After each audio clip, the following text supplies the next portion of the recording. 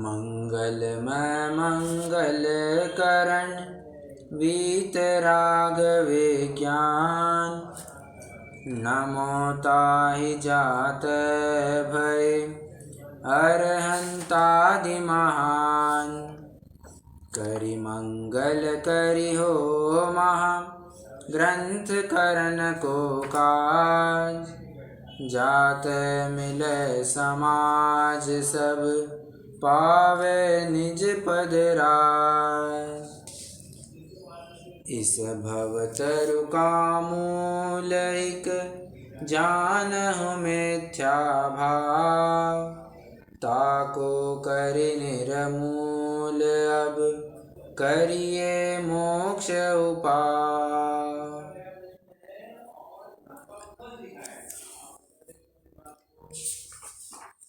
ग्रंथाधिराज मोक्ष मार्ग प्रकाशक हमारे सामने विराजमान है। 7वें अधिकार की चर्चा हम यहाँ से कर रहे हैं, जैन मिथ्या दृष्टियों का विवेचन। विगत 2 कक्षाओं में हमने एक पंक्ति के ऊपर ही पूरा फोकस किया था। सर्वभेद जिसमें गर्भित हैं ऐसा चैतन्य भाव सो पारिणामिक भाव। तो इसमें कल निष्कर्ष के अपन ने 4 बिंदु देखे थे। कोई रिपीट करेगा? शशि जी आप बताइए। चलिए, कल निष्कर्ष के अपन ने 4 बिंदु देखे थे। आपका हाथ लिखने योग्य है क्या अभी?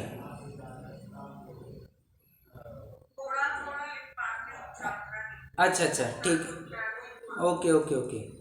बट आपने थोड़ा बहुत कुछ लिखा होगा तो आप जरूर बता सकते हैं। 2-3 पॉइंट भी बता सकते हैं। एक तो था कि द्रव्य को वेद दृष्टि से देखें तो ये वेद द्वारा दिखेगा।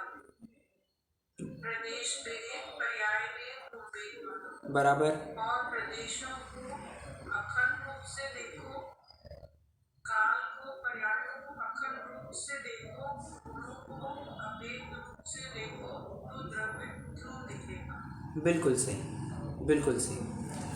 तो बात इतनी के विषय हाँ बोलिए। वेद नहीं होगा, वहाँ पर वेद गर्भित हो जाएगा। करेक्ट। दृष्टि के विषय में जो भेद बताए थे वे गर्भित हो जाएंगे। ठीक है, बहुत अच्छा। निष्कर्ष के अपने कुछ बिंदु थे। अब जो मैंने दूसरे भी 4 पॉइंट्स बताए थे वो इसी का एक रिफाइंड फॉर्म है। मतलब इसी को थोड़ा सा और पॉलिश करके मैंने वो 4 पॉइंट्स बताए थे। बराबर। तो किसी भी प्रकार से समझ सकते हैं, कोई दिक्कत नहीं है। बात इतनी सी है कि भेद दृष्टि से देखो तो पर्याय भेद, प्रदेश भेद, गुण भेद सब दिखाई देंगे। अभेद दृष्टि से द्रव्य को ही भेद दृष्टि से देखो तो ये सब दिखेंगे। और इन्हीं को, पर्याय को, समस्त पर्यायों को, समस्त प्रदेशों को, समस्त गुणों को अगर अभेद दृष्टि से देखो तो उसी को कहा जाएगा भाई ये ध्रुव है। तो प्रश्न है कि ये मिले हैं या मिले नहीं है? कैसी बात करते हो तुम? मिले भी कह सकते हो, नहीं भी मिले कह सकते हो। हैं? जी हाँ, अपेक्षा बस समझते आनी चाहिए। मिले हो कैसे कहेंगे? अरे पर्याय सामान्य वही तो ध्रुव है, गुण सामान्य वही तो ध्रुव है, प्रदेश सामान्य वही तो ध्रुव है। वही तो अपन कह रहे हैं ना कि अभेद दृष्टि से देखो वही तो ध्रुव है।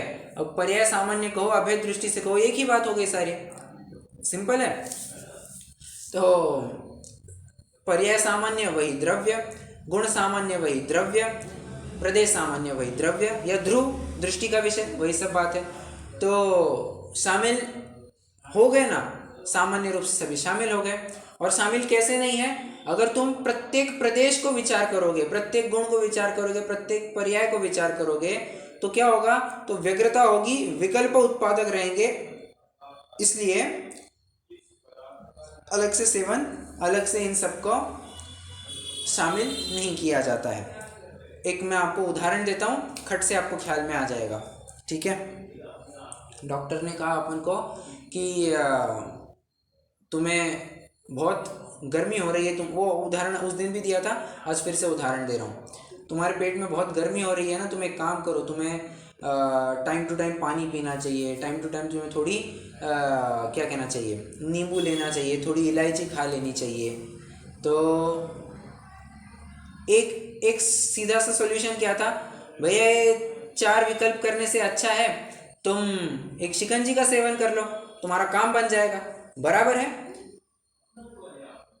वो अलग अलग रूप से उन सबका सेवन करता रहा। मुझे बताइए कितना लाभ होगा उसको।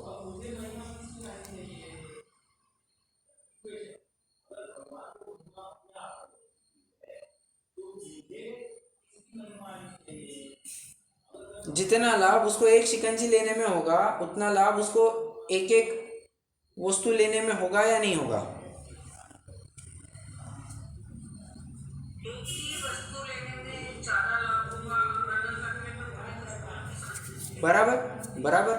तो सीधी सी बात यहाँ पर भी लगा लेना, ये इतने सब प्रदेश भेद पर्याय भेद क्यों झमेला पालना। एक ध्रुव का आश्रय ले लो, पर्याय वगैरह सब उसमें ऑटोमेटिकली शामिल हो ही जाते हैं। एक शिकंजी का सेवन करो, नींबू इलायची जो जो चाहिए सब आ जाएगा, तुम पानी जो चाहिए सब आ जाएगा। ठीक है। हाँ, तो कोई कहेगा तुमने नींबू नहीं लिया, मैंने एक शिकंजी ली, तो पानी नहीं लिया, मैंने एक शिकंजी ले ली, बस इतना कहने की बात है। तुम अलग से पानी लोगे तो समय भी जाएगा, बहुत सारी और बातें होगी, तो इसलिए अलग अलग करके हम उसका सेवन नहीं करते। और एक उदाहरण दे सकता हूँ मैं।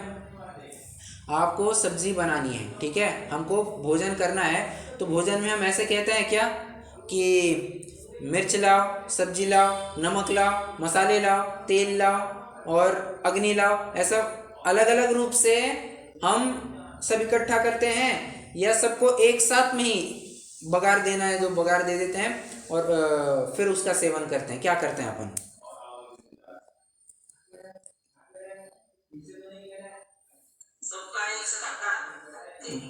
सबको एक साथ ले लेते हैं। बराबर, सब कुछ मतलब तेल गरम किया, उसमें नमक वगैरह जो डालना था, जीरा डाल दिया, सब्जी डाल दी, मिर्च मसाले डाल दिए और हो गया काम। थोड़ा सा गरम करने रख दिया, बन गई सब्जी। तो इस कोई कहेगा क्या खाई, मैंने एक सब्जी खाई। एक सब्जी खाई है, 100 चीज़ें खाई है, उसमें दुनिया भर का मसाला है, उसमें सब दुनिया भर की चीज़ें है उसमें। ठीक है, तो कहते वक्त तो यही कहा जाएगा कि एक सब्जी खाई मैंने। ठीक है, बस दृष्टि के विषय में भी ऐसा ही लगाना है आपको। वो अलग अलग सेवन करते जाएंगे तो ना हमें टेस्ट आएगी, ना ही हमारे कार्य की भी सिद्धि होगी, समय ज़्यादा जाएगा। तो बेहतर यही है ना कि उस एक सब्जी का आश्रय ले, तुम्हारा फटाफट काम हो जाएगा। ठीक है, इतना भर हमारी चर्चा कल तक हुई थी। एक प्रश्न भी देखा था, तो दृष्टि के विषय में पर्याय क्यों शामिल नहीं है, तो क्यों, इस प्रश्न का उत्तर अपन ने देखा था। तो अब उसकी पुनः चर्चा नहीं करूँगा मैं, अब मुझे अपने मूल प्रकरण में बढ़ना है। अब आपको जो थोड़ा बहुत टफ लग रहा होगा, अब प्रकरण बहुत सिंपल होने वाला है, बहुत ही सिंपल होने वाला है। आप कहेंगे एकदम मक्खन मलाई की तरह आपको ये प्रकरण एकदम सिंपल लगेगा। सो अब ज़्यादा टेंशन लेने वाली कोई बात नहीं है। तो अपन कहाँ पर आकर के रुके थे? मूल में तो निश्चयाभासी की जो भूले हैं वस्तु स्वरूप संबंधी, वो चर्चा अपन कर रहे हैं।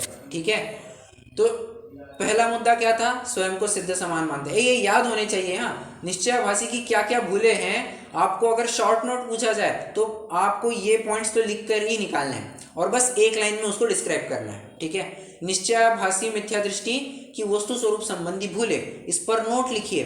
अगर ऐसा प्रश्न पूछा जाता है 5 मार्क के लिए, 10 मार्क के लिए, तो ज़्यादा आपको कुछ कंटेंट भरना नहीं है। क्या करना है, आपको भूलें लिखनी है और प्रत्येक भूल का एक छोटा सा 1-2 लाइन में आपको डिस्क्रिप्शन देना है, दैट्स ऑल, और कुछ नहीं करना है। तो ये भूलें आपको याद रहनी चाहिए।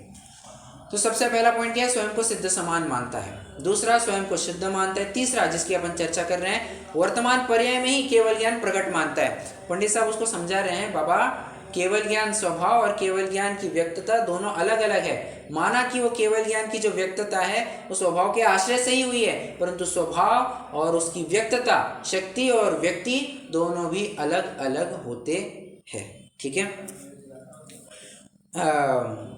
फिर वो मेघ पटेल का एक उदाहरण देता है। वो कहता है कि नहीं साहब, केवल ज्ञानावरण है, उसकी वजह से ये केवल ज्ञान ढका हुआ है, अंदर में तो केवल ज्ञान प्रकट है। वो कह रहा है सूर्य का जो उदाहरण है ना, वो एक देश लगाना, यहाँ पर ऐसा नहीं है कि केवल ज्ञान प्रकट है और उसके ऊपर फिर आवरण आया है, नहीं, वो प्रकट ही नहीं होने दे रहा है, इस प्रकार से उसको आवरण जानना। ठीक है, एक और उदाहरण यहाँ पर दिया जा रहा है, देखिए, मुझे बताइए, कोई जंगल से गुजर रहा है, जंगल से गुजरते गुजरते उसको बहुत प्यास लगी और एक स्थान पर एक ऐसे स्थान पर पहुंच जाता है जहाँ पर छना हुआ पानी, अब जैनी होगा तो छना पानी देखेगा, तो छना हुआ पानी था, पानी छान करके कोई उबाल रहा था, ठीक है, और उसने देखा कि पानी उबल रहा है। प्रश्न है मेरा, उसने क्या करना चाहिए?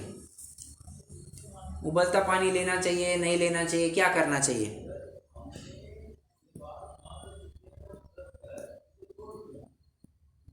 उबलता पानी लेगा तो जल जाएगा, वैसे ही जल करके मर जाएगा, और पानी नहीं पिएगा तो प्यास तड़प तड़प करके मरेगा। तो उपाय क्या किया जाना चाहिए?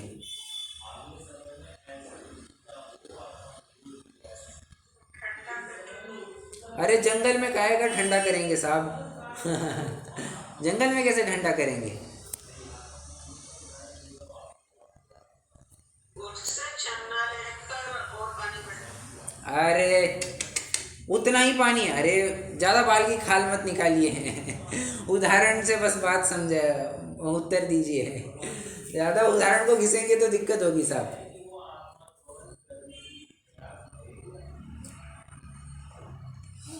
अरे शशि जी, आप जो कह रही हैं ना पानी ठंडा करना, तो कैसे ठंडा करेंगे?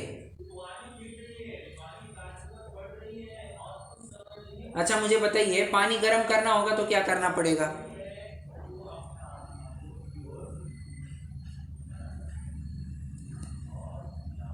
अरे क्या बात है, अग्नि पर रखना हो। बराबर। और पानी ठंडा करना होगा तो क्या करना पड़ेगा?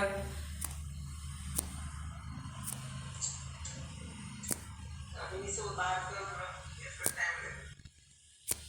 नहीं, कुछ को फ्रीज में रखना, क्या करना?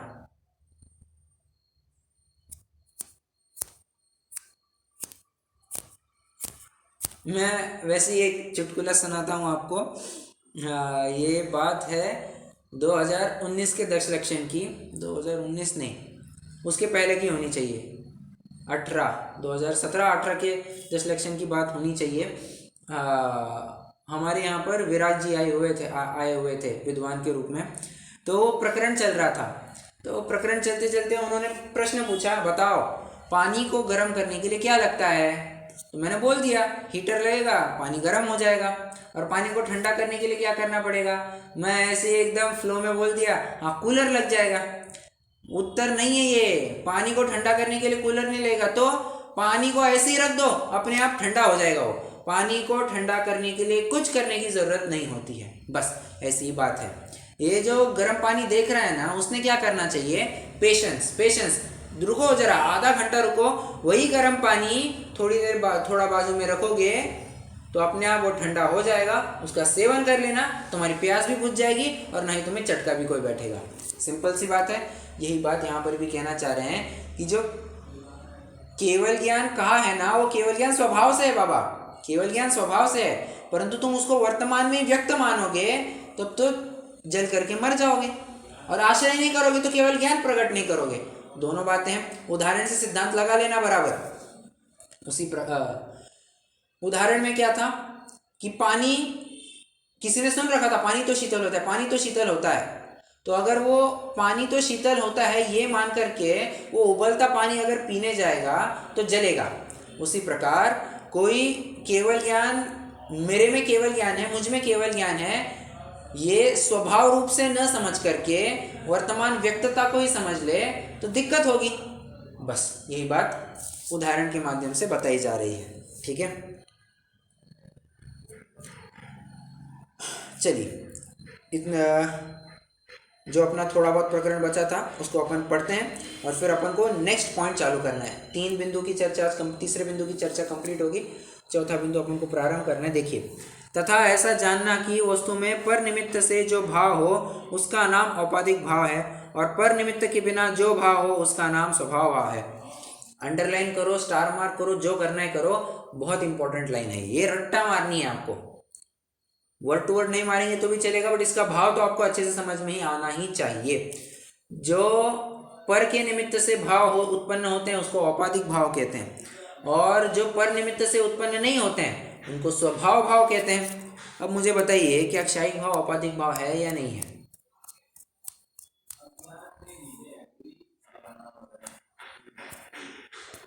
अच्छा चलो, औदैहिक भाव औपाधिक भाव है या नहीं है? औदैहिक भाव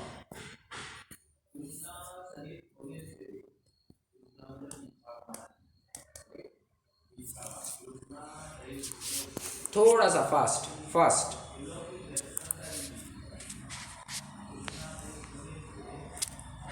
औदैहिक भाव औपाधिक भाव है या नहीं है? अरे क्या बात है, इसकी चर्चा अपन कई बार कर चुके हैं। 3-4 दिन से यार कोई जवाब नहीं दे रहा है, सब ठंडे हो गए। लगता है दिवाली की छुट्टी ज़्यादा हो गई।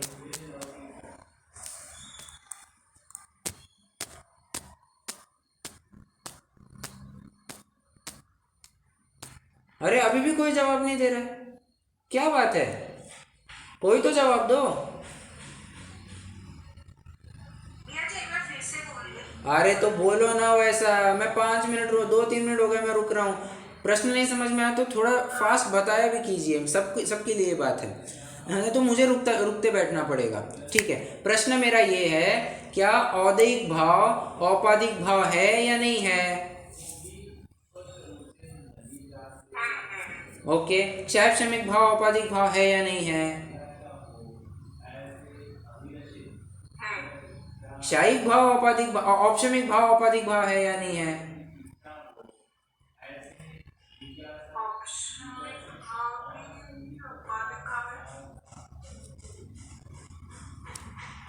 हाँ या ना, बस इतना में उत्तर देना है।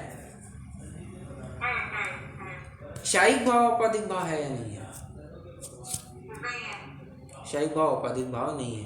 यही पर अक्सर लोग दिक्कत कर जाते हैं। क्षायिक भाव भी औपाधिक भाव जानना कैसे? परिभाषा पढ़ो, वस्तु में पर निमित्त से जो भाव हो उसका नाम औपाधिक भाव। तो मुझे बताना, कर्म क्षायिक भाव की परिभाषा क्या है? जो कर्म के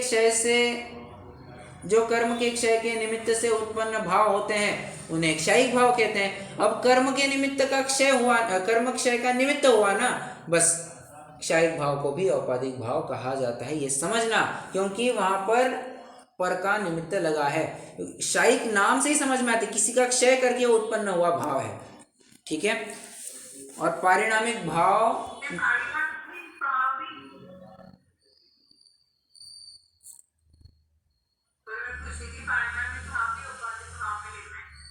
पारिणामिक भाव को औपाधिक भाव में कैसे लेंगे? वहां पर पारिणामिक भाव में आप औपाधिक भाव में नहीं ले सकते, क्योंकि क्या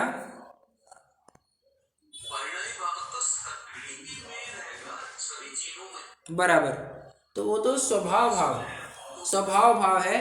बट उसमें भी देयर इज अ कैच, उसमें भी एक बात है, जो अशुद्ध जीव, देखिए पारिणामिक भाव के 3 भेद थे, जीवत्व, भव्यत्व, अभव्यत्व। तो भव्यत्व अभव्यत्व ये तो किसी न किसी में तो पाया जाता ही है। ठीक है, तो उसको स्वभाव भाव, और ये अनादिकाल से चले आ रहा है, तो ये इसको भी स्वभाव भाव कह सकते हैं। अशुद्ध जीवत्व है, उसको एक एक्सटेंट तक, किसी एक पॉइंट तक ही स्वभाव भाव कहा जा सकता है। क्यों? क्योंकि कोई भी संसारी जीव आपको नहीं मिलेगा जो 10 प्राणों से रहित होगा। ठीक है, कोई भी जीव ऐसा नहीं मिलेगा, कोई ना कोई प्राण तो पाया ही जाता है। और एकमात्र जो शुद्ध जीवत्व है वो आपको प्योरली हर एक केस में स्वभाव भाव ही मिलेगा। फिर जो निगोद में सो ही मुझ में सो ही मोक्ष मन जाए, वो बात लागू हो जाती है। ठीक है, चलिए क्या कह रहे थे अपन? हाँ, तो ये परिभाषा आपको याद करनी है। जैसे जल को अग्नि का निमित्त होने पर उष्णपना हुआ, वहाँ शीतलपने का अभाव ही है, परंतु अग्नि का निमित्त मिटने पर शीतलता ही हो जाती है। इसलिए सदा काल जल का स्वभाव शीतल कहा जाता है, क्योंकि ऐसी शक्ति सदा पाई जाती है, और व्यक्त होने पर स्वभाव व्यक्त हुआ कहते हैं। कदाचित व्यक्त रूप होता है। उसी प्रकार आत्मा को कर्म का निमित्त होने पर अन्य रूप हुआ, वहाँ केवल ज्ञान का अभाव ही है, परंतु कर्म का निमित्त मिटने पर सर्वदा केवल ज्ञान हो जाता है। इसलिए सदाकाल आत्मा का स्वभाव केवल ज्ञान कहा जाता है, क्योंकि ऐसी शक्ति सदा पाई जाती है। व्यक्त होने पर स्वभाव व्यक्त हुआ कहा जाता है। ओके, मतलब जो पानी का उदाहरण था वही उन्होंने केवल ज्ञान में घटित करके दिखाया। तथा जैसे शीतल स्वभाव के कारण उष्ण जल को शीतल मानकर पान आदि करे तो जलना ही होगा, उसी प्रकार केवल ज्ञान स्वभाव के कारण अशुद्ध आत्मा को केवल ज्ञानी मानकर अनुभव करे तो दुखी ही होगा, दिक्कत खड़ी होगी। इस प्रकार जो आत्मा का केवल ज्ञान आदि रूप अनुभवन करते हैं वे मिथ्या दृष्टि है। जोरदार बात कह दी, वे सीधा मिथ्या दृष्टि करार दे दिया उनको, मिथ्या दृष्टि संज्ञा दे दी उनको। ठीक है, समझने वाली बात है। बहुत ही महत्वपूर्ण प्रकरण ये चला। आप इसको IMP के रूप में भी मार्क कर सकते हैं, जी को केवल ज्ञान स्वभाव वाला मानना, क्योंकि लंबा खासा प्रकरण था, इसके लिए थोड़ा सा आपको अच्छे से समझना ज़रूरी है। अब पॉइंट नंबर 4 अपन प्रारंभ करते हैं। स्वयं को राग आदि से रहित मानता है। भ्रम से स्वयं को राग आदि से रहित मानता है। भ्रम से स्वयं को राग आदि से रहित मानता है। भ्रम से स्वयं को राग आदि से रहित मानता है।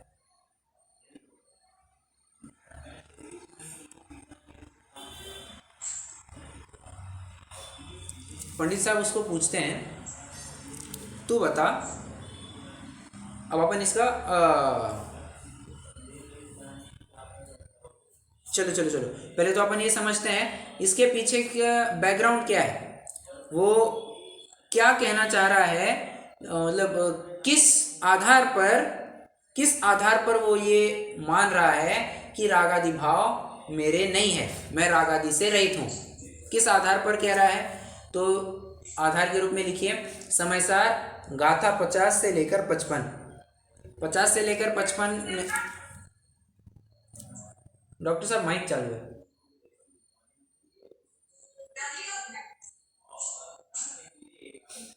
हाँ जी, क्या कह रहा था मैं कि उस किस आधार पर, कौन सा ग्रंथ का आधार है जिसको पढ़ करके वो भ्रमित हुआ है, तो लिख सकते हैं समयसार गाथा 50 से लेकर 55, जहाँ पर 29 भावों से रहित जीव को बताया।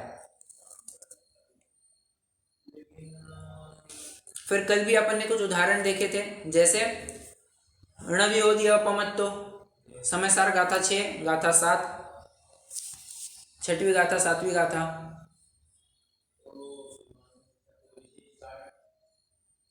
और लिखिए समयसार गाथा 14, 15। गाथा 14 और 15 में क्या प्रकरण है, कोई बताएगा अगर किसी को पता हो तो।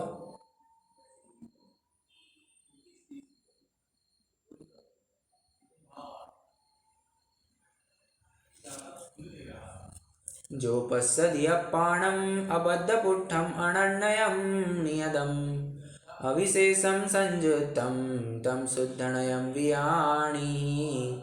जो पश्यद्यपाणम् अबद्धपुट्ठम् अनन्यम् अविशेषम् अपदेशसन्तमध्यं पश्यति जिनशासनं सौव।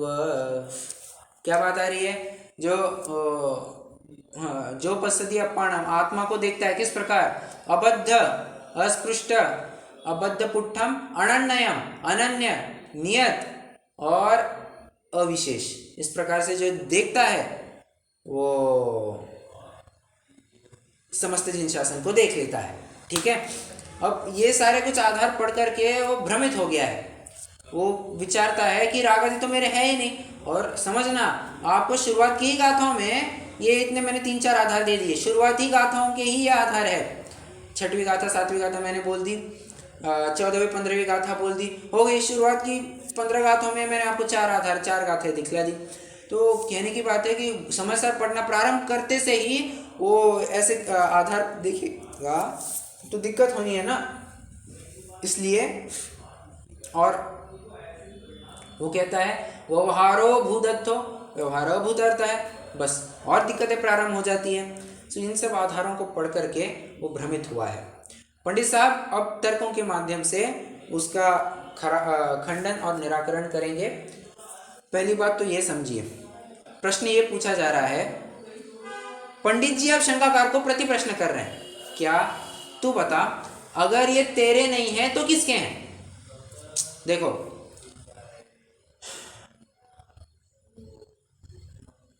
जब हमने क्लास में साफ सफाई की थी, बच्चे आने से पहले जब हमने क्लास में साफ सफाई की थी, तब वहाँ पर हमको कुछ भी नहीं मिला, ठीक है, कुछ भी नहीं था, एक पेंसिल तक नहीं थी। और जैसे ही क्लास ख़त्म हो गई, स्कूल ख़त्म हो गई, तो जो साफ सफाई के कर्मचारी होते हैं उनको एक वहाँ पर पाउच मिला। मुझे बताइए, जो 50 विद्यार्थी कक्षा में बैठे थे उन्हीं में से किसी का होना चाहिए, हाँ या ना?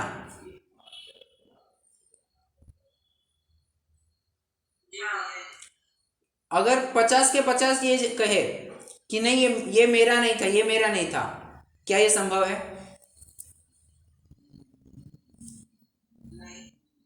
नहीं, ये संभव ही नहीं है। क्यों? किसी ना किसी का तो होना ही है। तुम ये तो नहीं कह सकते ना कि रागादि बस अपने आप में होते हैं, ये किसी के नहीं होते, ये कह ही नहीं सकते। या तो तुमको जीव का मानना पड़ेगा, या तो पुद्गल का मानो, या तो पुद्गल और जीव दोनों कृत मानो। 3 ऑप्शन है तुम्हारे सामने, चौथा ऑप्शन है ही नहीं कि किसी का नहीं, ठीक है। 3 ऑप्शन तुम्हारे सामने रखें। अब एक एक का एनालिसिस करते हैं कि कौन सा ऑप्शन पॉसिबल है, कौन सा ऑप्शन पॉसिबल नहीं है। अगर अपन कहे कि ये भाव कर्म, ये रागादि, रागादि मतलब ही भाव कर्म, रागादि जो है ये प्योरली और प्योरली पुद्गल कर्म के हैं, पुद्गल के हैं, मुझे बताइए ये बात योग्य है या अयोग्य है?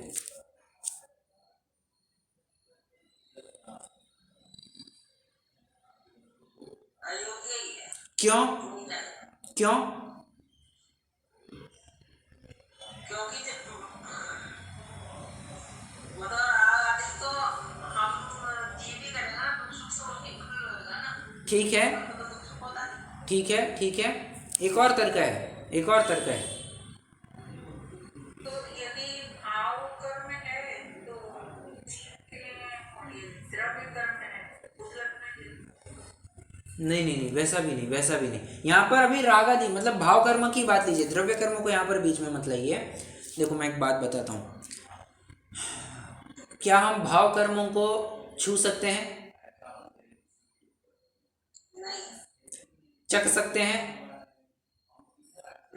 सुन सकते हैं, देख सकते हैं?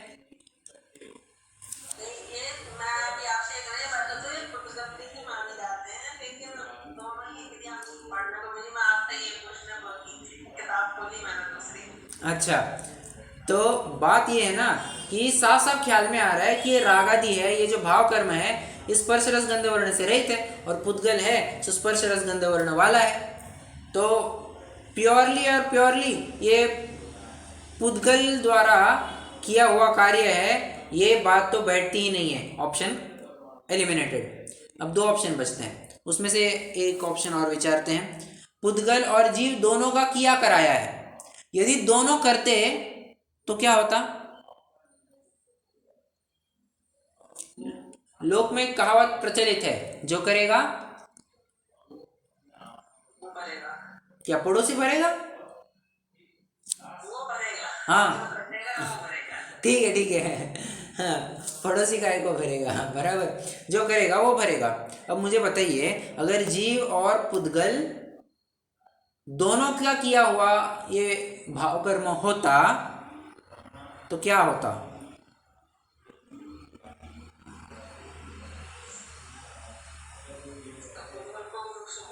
बराबर, परफेक्ट परफेक्ट। पुद्गल को भी दुख सुख होने चाहिए थे, पुद्गल भी उसको भोगता हुआ पाया जाता, जबकि ऐसी बात नहीं है। इसलिए जीव और पुद्गल दोनों का एक क्या कहना चाहिए, दोनों ने मिलकर के राग आदि को किए हैं, ये भी बात नहीं बनती।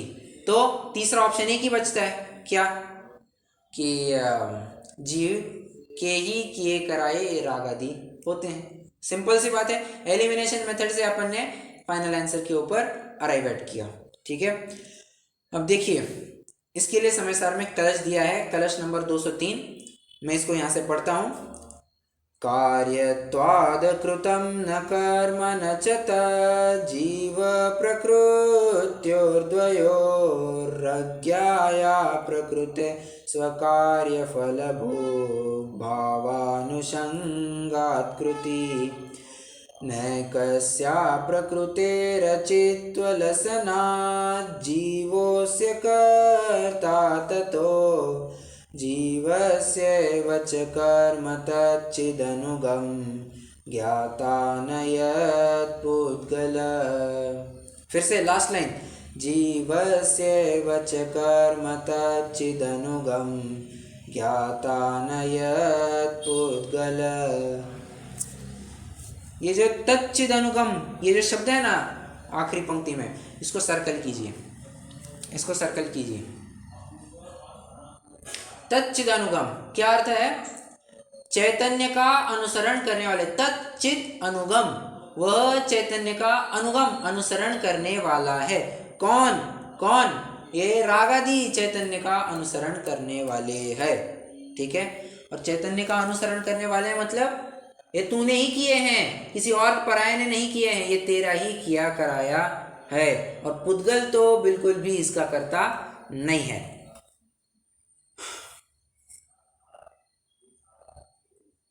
कितने जनों को प्रकरण समझ में आ रहा है?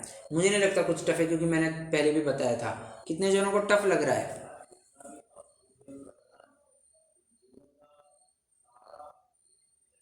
लेकिन भाव कर्म तो जड़ कर्म कहे जाते हैं।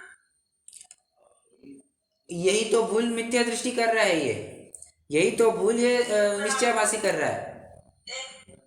देखिए मैं आपको एक पढ़ती हूँ, प्रवचन रत्नाकर का है ये लेख। हाँ। पुण्य पाप को भाव कर्म, जड़ द्रव्य कर्म और शरीर आदि नौकर, ये तीनों पुद्गल की जात है।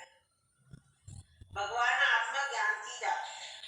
पुण्य पाप में ज्ञान के अंश का अभाव है। ये तीनों ही पुद्गल परिणामों का चैतन्य भाव में अभाव है।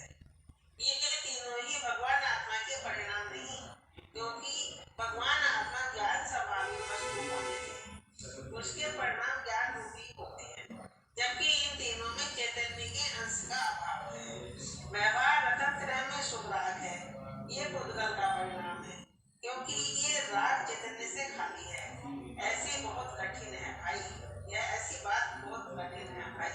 ये कहानी स्वामी का एक लेख आया हुआ है, उसमें प्रवचन रत्नाकर गुजराती का अच्छा, अब देखिए, मैंने आपको अधिकार के ये सातों अधिकार चालू करने से पहले ही बताया था।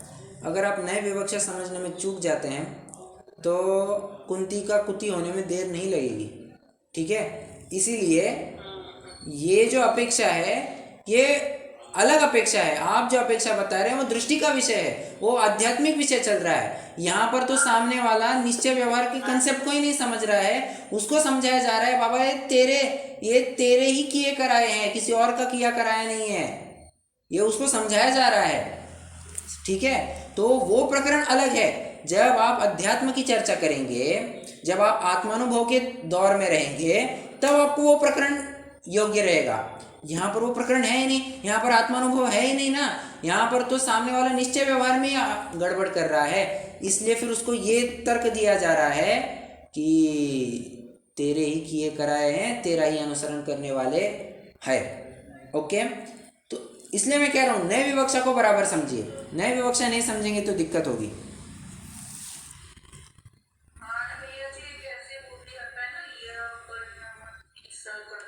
बराबर। तो उसमें भी पुद्गल का प्रार्थना है, वो सब पुद्गल पहले ही है, राम पुद्गल के हैं, ऐसे भी आता है।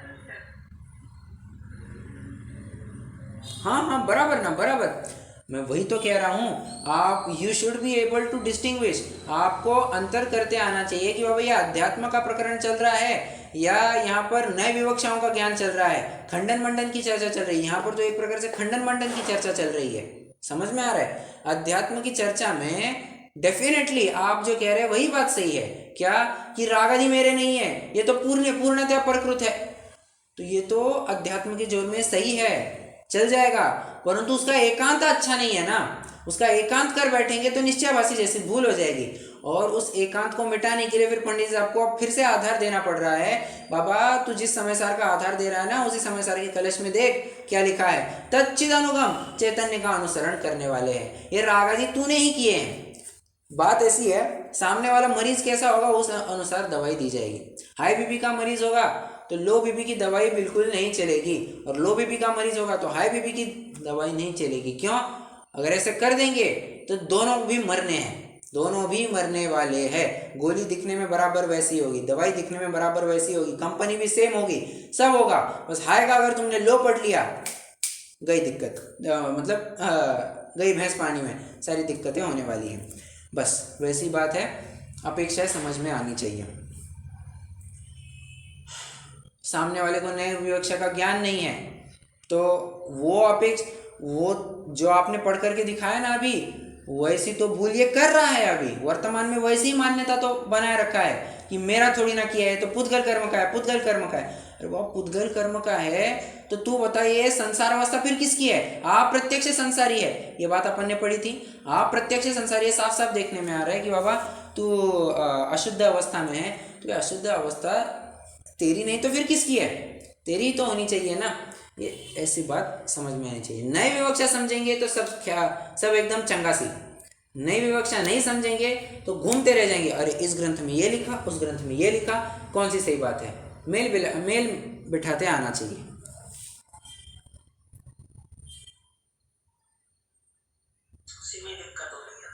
हाँ, इसलिए मैंने पहले की 3 कक्षाएं पूरी भूमिका के में ही लगाई।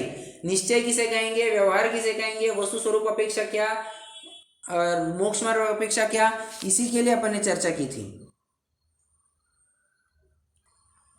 ठीक है, तो नई विवक्षा समझिए, सारी बातें अपने आप सॉल्व हो जाएंगी, अपने आप सॉल्व हो जाएंगी। जो हमको कभी दिक्कत लगती है वो दिक्कत नहीं, वो एकदम आपका स्ट्रॉन्ग पॉइंट बन जाएगा।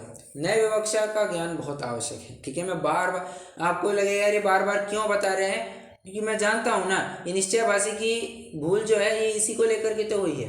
और ये नहीं समझेंगे तो फिर हम भी निश्चयभाषी, व्यवहाराभाषी या उभयभाषी होने से चूकेंगे नहीं, हम भी उसी कैटेगरी में जाकर के खड़े हो जाएंगे, जो कि हमें नहीं चाहिए। ठीक है, चलिए आइए अपन को थोड़ा सा 2 पैराग्राफ पढ़ने हैं। कोई पढ़ेगा? चलो मैं ही पढ़ता हूँ। पेज 195 पर है। तथा रागादिक भाव अपने को प्रत्यक्ष होने पर भी भ्रम से आत्मा को रागादि रहित मानते हैं। सो पूछते हैं कि ये रागादिक तो है, तो होते दिखाई देते हैं, ये किस द्रव्य के अस्तित्व में है? किस द्रव्य के अस्तित्व में है? किस द्रव्य की वजह से हुआ है? यदि शरीर या कर्म रूप पुद्गल के अस्तित्व में हो तो ये भाव अचेतन या अमूर्तिक होंगे, परंतु ये रागादिक तो प्रत्यक्ष चेतनता सहित अमूर्तिक भाव भाषित होते हैं, इसलिए ये भाव आत्मा ही के है। अब ये कलश दिया है, उसका अर्थ पढ़ते हैं। रागादि रूप भाव कर्म है सो किसी के द्वारा नहीं किया गया, ऐसा नहीं है, क्योंकि यह कार्यभूत है। तथा जीव और कर्म प्रकृति इन दोनों का भी कर्तव्य नहीं है, क्योंकि ऐसा हो तो अचेतन कर्म प्रकृति को भी उस भाव कर्म का फल सुख दुख का भोगना होगा, सो असंभव है। तथा अकेली कर्म प्रकृति का भी यह कर्तव्य नहीं है, क्योंकि उसके अचेतनपना प्रकट है। जो चर्चा की है वही सब बातें यहाँ पर आ रही है। इसलिए इस रागादिक का जीव ही करता है और यह रागादिक जीव ही का कर्म है, क्योंकि भाव कर्म तो चेतना का अनुसारी है, चेतना बिना नहीं होता, और पुद्गल ज्ञाता है नहीं। पुद्गल को उस बारे में कुछ पता ही नहीं है, पुद्गल को तो ज्ञान भी नहीं है ना कि क्या है क्या नहीं है। ठीक है, एक प्रश्न है मेरा, कंप्लीटली हट करके है, इससे कंप्लीटली हट करके है, बट ये चैतन्य का अनुसारी है, इस शब्द को लेकर के मुझे थोड़ा प्रश्न सूझा। चैतन्य का अनुसारी, ये ऐसे शब्द आपने पहले कभी पढ़े हैं क्या?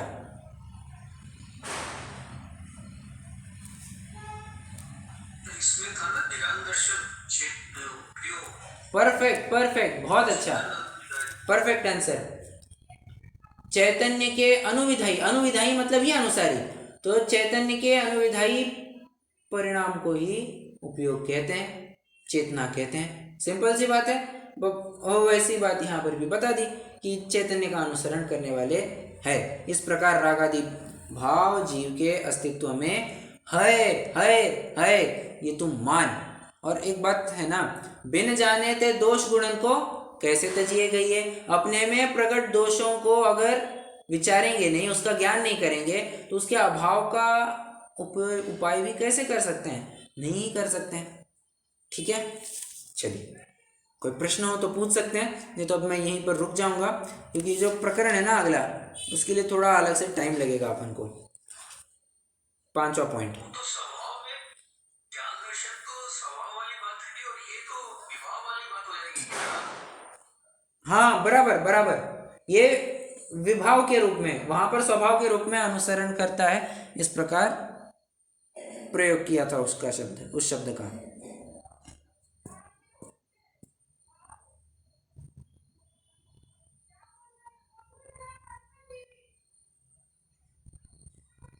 ओके, चलिए रुकते हैं, जिनवान स्तुति करेंगे।